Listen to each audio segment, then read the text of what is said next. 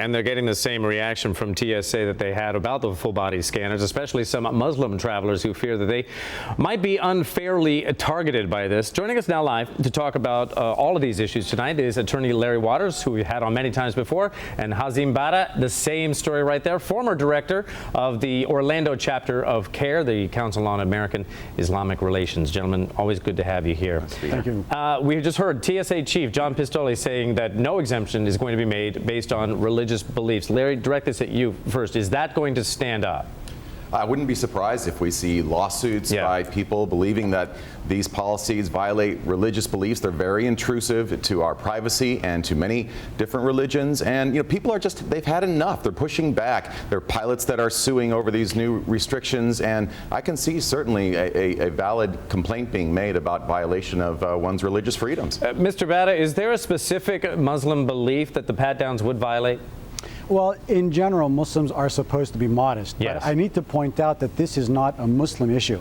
There are many groups of all faiths that are very concerned about these body scanners because we are all entitled to a certain amount of privacy, and we believe that these scanners go too far.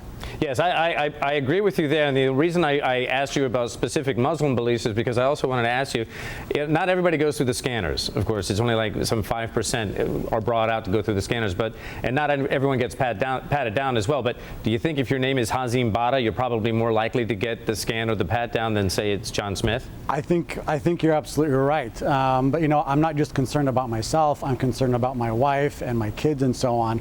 I don't want my wife going through that kind of scanner. I'm the only person entitled to know how smashing of a figure my wife has. Yes. And that's not something that anybody else needs to see.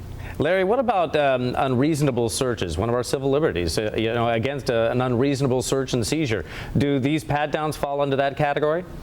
Well, technically, the right of unreasonable search and seizure wouldn't apply to voluntary air travel, but I think an argument can be made that we are violating our citizens' right of privacy, that we're violating their right to travel, which is also in the Constitution, by subjecting them to these intrusive searches that just simply violate common sense. We're not searching the people that we should be searching. We're strip searching children and grandmothers and putting them through these intrusive devices.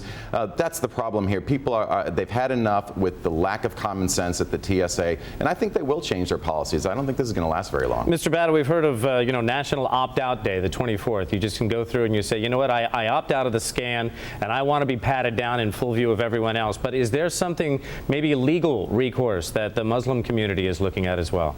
Well, again, whatever recourse we would have would be the same recourse for everyone that anybody else would have. Yeah.